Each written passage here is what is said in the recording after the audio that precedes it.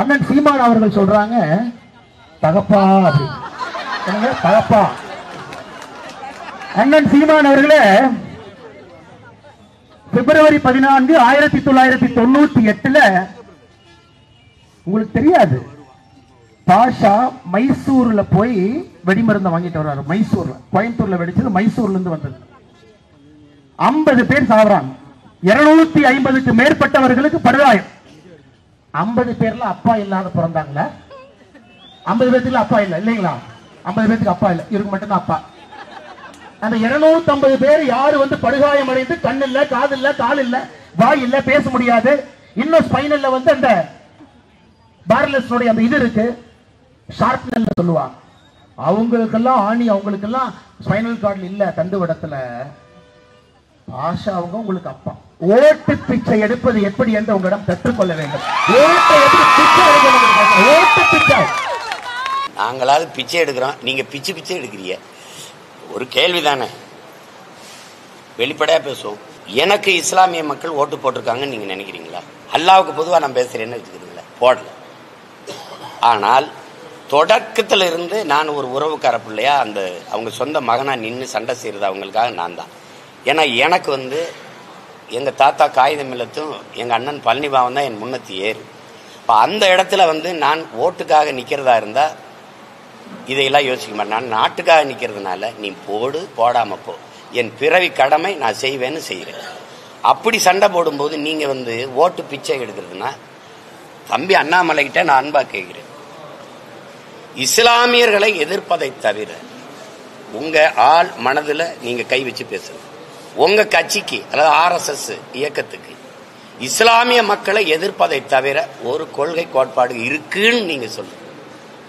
ஓட்டுக்காக நானும் எங்க அண்ணன் திருமாவளவனும் ஐயா, நான் எங்க அப்பா பாஷாவுக்கு நான் ஒரு மூத்த மகன் போல நான் போயிட்டேன் ஒரு கடமைச்சுக்கு. எங்க அண்ணன் வரல, வன்னியரசு தம்பி அனுப்பிட்டு இரங்கல் அறிக்கை விட்டேன். நீங்க எதுக்காக அவ்வளவு ஆயிரக்கணக்கான மக்களை கூட்டி வச்சு போராட்டம் நடத்தினீங்க? பாஷா எங்க அப்பா குண்டு வச்சது தப்பு, அதுல 50 பேர் செத்துட்டாங்க, தப்பு. குஜராத்தில் பல ஆண்டுகளை கலவரம் நடத்தி ஆயிரக்கணக்கான மக்களை கொண்டு குவிச்சது யாரு? அது யாரு? அப்போது அந்த நாட்டை மாநிலத்தை ஆண்டு கொண்டிருந்த முதல்வருக்கும் உள்துறை அமைச்சருக்கும் தெரியாமலே, உள்ளாட்சித்துறை அமைச்சருக்கும் தெரியாமலே நடந்துருச்சா? தம்பி அண்ணாமலை நானே எங்க அண்ணனும் ஓட்ட போருக்கிறோம். அவர் யாரோட ஓட்ட போருக்கு அந்த பேரணியை நடத்தினார். நாங்க 2 பேரும் இஸ்லாமிய மக்களின் ஓட்ட போருக்க. அதுல வெளிப்படையா சொல்றேன், என் தலைவன் மேலே ஆணையா சொல்றேன், அவங்க எனக்கு ஓட்டு போட்டதில்லை, இதுவரை போட்டதில்லை, இனி போடுவாங்களாங்கிறது அவங்களுக்கு தான் தெரியும். அவங்க 5 கடமையில 6வது கடமை திமுகவுக்கு போடுறதுன்னு முடிவு எடுத்துட்டு இருக்கும்போது இறை தூதரே வந்து திமுகவுக்கு போடாதீங்கன்னாலும் நீங்க இறை தூதரே இல்லைன்னு என் மக்கள் சொல்லுவாங்களே ஒழிய, அது அவங்கள பொறுத்த வரைக்கும் நல்லா பிஜேபியின் பி டீம். ஏ டீம் யாருன்னு கேளுங்க. நான் பி டீமா ஏன் ஆனேன்? ஏ டீம் திமுகவா இருக்கிறதுனால நான் பி டீம் ஆயிட்டேன். அதுதான் உண்மை. என்னை எதிர்க்கிற எல்லாரும் என் எதிரிகள் இல்லை. நான் யாரை எதிர்க்கிறேனோ அவங்க தான் என் எதிரி. நான் பிறக்கும் போதே கருவில் இருக்கும்போது இவன் தான் எதிரின்னு குறிச்சுதான் பிரசவமானேன். அதனால நீங்க இனிமேல் எனக்கு ஒரு எதிரி பிறந்து வர வேண்டிய தேவையில்லை, ஏற்கனவே பிக்ஸ். அதை போய் பேசிட்டு வேண்டியதில்லை. பாஜகவினராலதான் நாட்டு மக்களுக்கு ஆபத்து இருக்கு. சும்மா 10-50 ஆபத்து இருக்குன்னு சொல்லிட்டு கூடாது. யாரால யாருக்கு ஆபத்து? என்ன ஆபத்து? உளவுத்துறை ஆட்டு இருக்கு, ஆட்டு இருக்கு, இன்டெலிஜென்ஸ் வச்சுக்கிறீங்க, வச்சுக்கிறீங்க, எல்லாம் வச்சுக்கிறீங்க, விஜிலன்ஸ்ங்கிறீங்க, அதுன்றீங்க, இதுன்றீங்க, அவ்வளவு பெரிய ராணுவ படை வச்சுக்கிறீங்க. எங்க உயிருக்கு ஆபத்துங்கிறீங்க.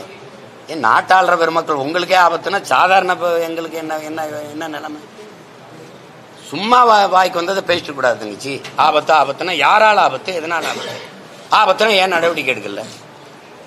தீவிரவாதி ஊடுருவிட்டார்கள்னு பேசுறதுக்கு ஒரு நாட்டில் எதுக்கு இவ்வளவு கட்டமைப்பு, இவ்வளவு அதிகாரம்? தீவிரவாதி ஊடுருவும் போது என்ன பண்ணிட்டு இருந்தான்னு கேட்டா பதில் வச்சிருக்கியா? சும்மா வந்து சொல்றது எங்களுக்கு பாதுகாப்பு.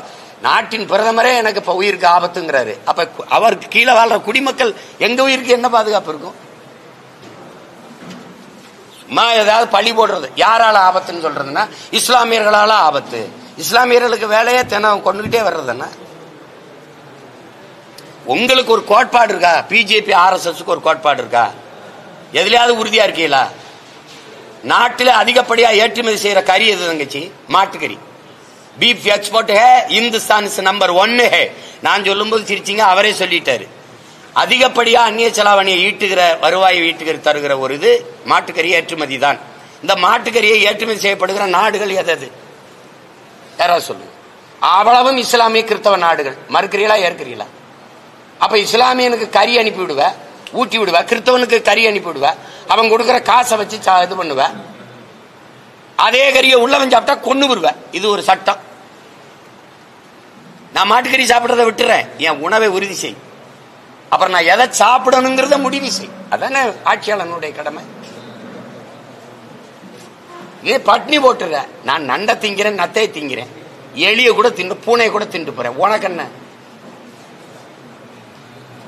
நீங்க வெங்காயம் வெள்ளை பூண்டு கூட தான் திங்க மாட்டேங்கிறீங்க. நாங்க ஏதாவது கேட்கிறோமா? சொல்லுங்க. எந்த கோட்பாட்டில் நீங்க சரியா இருக்கிறீங்க? உங்களுக்கு நாட்டை பத்தியோ மக்களை பத்தியோ கவலை கிடையாது. சாமி சாமின்னு பேசிட்டு இருந்தீங்க. வாழுகிற பூமியை பத்தி ஒரு நொடி கவலைப்பட்டிருக்கீங்களா நீங்க? இந்த மலையை வெட்டி கொண்டு போறதை பத்தி உங்க கவலை, மணலை அள்ளி விற்கிறத பத்தி கவலை, நச்சு ஆலைகளை நிலமெங்கும் நிறுவி புவி வெப்பமானது, காற்று மாசுபட்டது, பருவநிலை மாற்றம், அதை பற்றிய கவலை ஒண்ணும் கிடையாது. இஸ்லாமியனை எழுத்துறணும், இஸ்லாமியனை எழுத்துறணும்.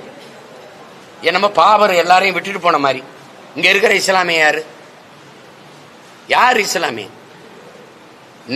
நேத்து யாரு? என் தம்பி யுவன் சங்கர் ராஜா. இன்னைக்கு யாரு? இந்த மாதிரி ஒரு நாடை நீங்க பார்த்திருக்கீங்களா? என் தம்பி யுவன் சங்கர் ராஜா இஸ்லாத்தை ஏற்றுட்டாருங்க. இப்ப ஒரு சிறுபான்மைங்க. என் தம்பியை பெத்த எங்க அப்பா இருக்காருல இளையராஜா, அவர் பெரும்பான்மைங்க. சமூக நீதிக்கு உங்களுக்கு என்ன சம்பந்தம்? சமூக நீதி பேசுற நீங்கள் பொருளாதார அடிப்படையில் இடஒதுக்கீடு எப்படி கொண்டு வந்தீங்க? எக்கனாமிக்கலி பேக்வேர்டுன்னு நீங்க சொல்றீங்க. நாங்க சோசியலி எக்கனாமிக்கலி பேக்வேர்டு. நீங்க இந்த இடஒதுக்கீடு முறை எதற்காக கொண்டு வரப்பட்டதுன்னு முதல்ல முடிவுக்கு வாங்க. ஒருவன் ஏழையா இருக்கிறான்னா என்ன இந்த தெருவில் நடக்க விடல? ஏழையா இருக்கிறான் சீமான், அந்த குளத்துல குளிக்காதுன்னு சொன்னீங்க. நான் ஏழை, நான் கோயிலுக்குள்ள வராதுன்னு நீங்க சொல்லுங்க. நீங்க நான் தாழ்ந்த சாதி, இழி சாதி, ஈன மகன், என்னை பார்த்தா தொட்டா தீட்டுன்னு தானே நீ நடக்கவில்ல? அதுல தானே எனக்கு கல்வி, வேலை வாய்ப்பு, அரசியல் அதிகாரம் எல்லாத்தையும் பறிச்ச. அதன் அடிப்படையிலே திருப்பி தாங்கிற போராடி பெற்ற உரிமை தான் இந்த இடஒதுக்கீடு, வகுப்பு வாரி பிரதிநிதித்துவம். இடஒதுக்கீடுன்னு கூட சொல்லக்கூடாது. ஏன்னா நீ ஏற்கனவே இடம் தராம ஒதுக்குன, இப்ப இடம் கொடுத்து ஒதுக்குறேங்கிற. இட பகிர்வு, இட பங்கீடுன்னு தான் நீ சொல்லணும். இந்த ரிசர்வேஷன் கோட்டா போராடி பெற்றது இதுக்காக தான். திருப்பி நீ எக்கனாமிக்கலி பொருளாதாரத்துல பின்தங்கிட்டான்னா பொருளாதார அளவுகள் மாறுமா மாறாதா? இன்னைக்கு ஏழையா இருக்கிற சீமான் இல்ல ஏழையா இருக்கிற நீங்க நாளைக்கு அதானி அம்பானி ஆகலாம். ஆனா நான் அதானி அம்பானி ஆனாலும் நான் எவ்வளவு உயரத்துக்கு போனாலும் பறையன் தான். இது வலிக்குமா? வலிக்காது. நாட்டின் முதல் குடிமகன் ராம்நாத் கோயிலுக்குள்ள போக முடிஞ்சதா?